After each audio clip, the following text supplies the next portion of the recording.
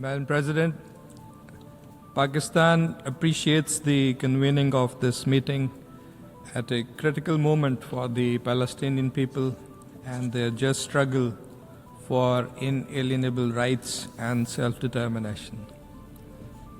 It is especially important as we collectively advance the work launched by the high-level international conference for the peaceful settlement of the Palestinian question and the implementation of the two-state solution, and follow-up on implementation of Security Council Resolution 2803, which endorsed President Trump's comprehensive plan to end the Gaza conflict.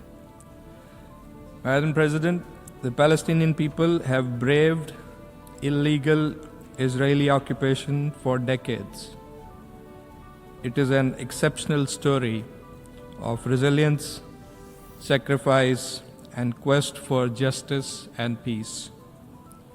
And for more than 2 years, the people of Gaza, in particular, have endured death, destruction, and deprivation on an unimaginable scale. Over 70,000 Palestinians have been killed, most of them women and children. Despite repeated calls for full cessation of the brutal onslaught by the occupying power and international accountability for its actions, including by this assembly, the suffering continued. In the middle of this tragedy emerged a glimmer of hope.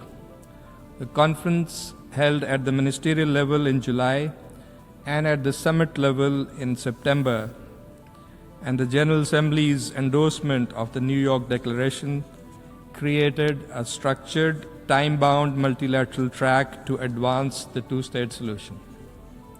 And President Trump's peace plan and the Sharm el-Sheikh Peace Summit that followed brought regional and international partners together behind the goals of maintaining the ceasefire, addressing the humanitarian emergency, reuniting families with loved ones that were detained or held hostage, and opening a credible political pathway towards Palestinian self-determination and statehood.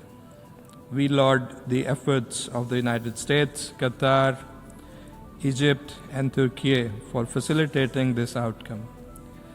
These efforts resulted in the adoption of Resolution 2803 by the Security Council, which Pakistan supported as part of the group of 8 Arab and Islamic countries who were engaged with this process since its inception during the high-level week in September, and in line with the position of the State of Palestine and the Arab group.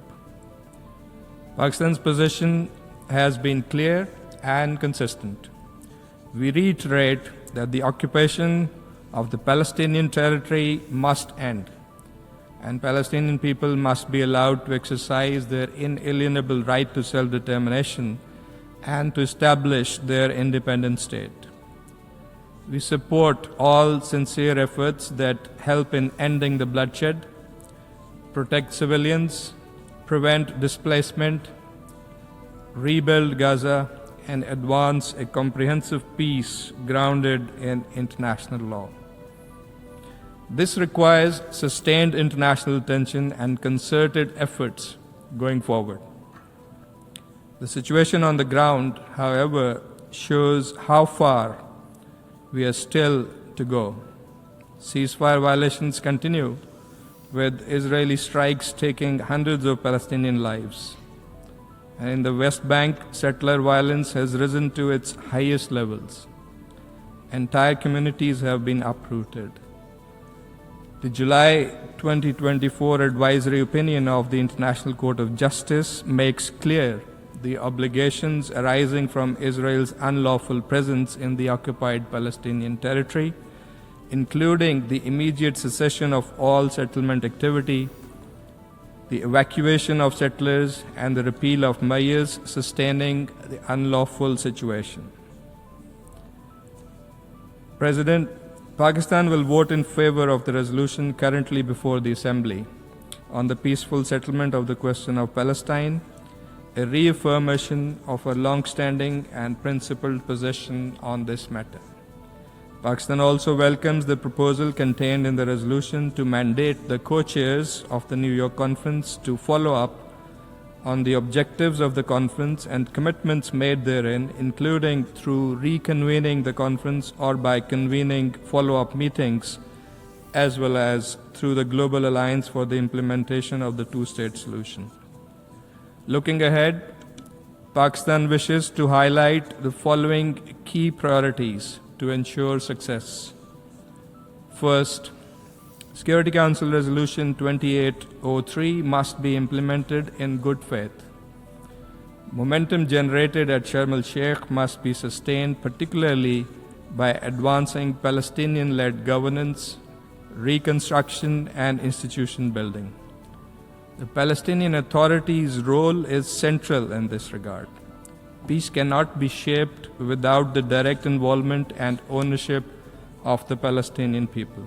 This should proceed in parallel with structured follow-up to the two-state conference mandated by the General Assembly. Second, the ceasefire must be implemented fully, with no unilateral actions or military activities. Withdrawal of Israeli forces from Gaza remains essential.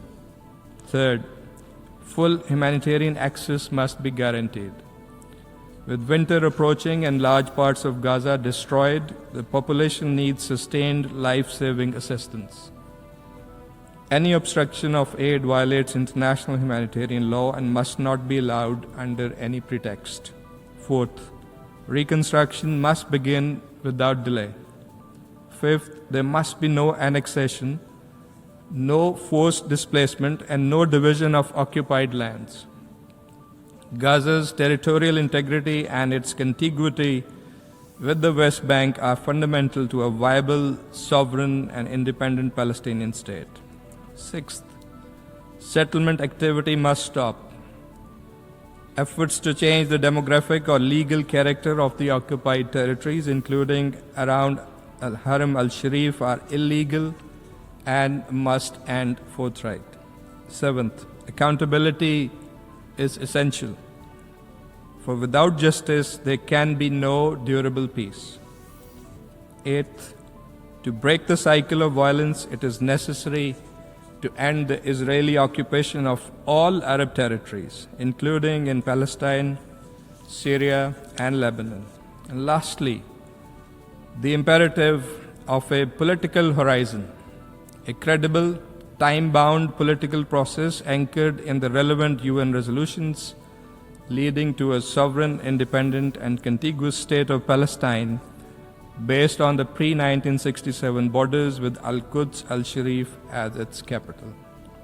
The International Conference on the Two-State Solution, its New York Declaration, and the peace plan should serve to advance concerted and coordinated action to implement commitments for the realization of the ultimate shared goal, that is the establishment of the Palestinian state in accordance with international legitimacy. This is imperative for durable peace and stability in the Middle East. President, today's resolution is more than a statement of principle. It is a reminder that the world must now turn promises into action. Pakistan's solidarity with the Palestinian people is steadfast, and we stand with them in their legitimate struggle for dignity, justice, and self-determination, and for the realization of an independent Palestinian state. And I thank you.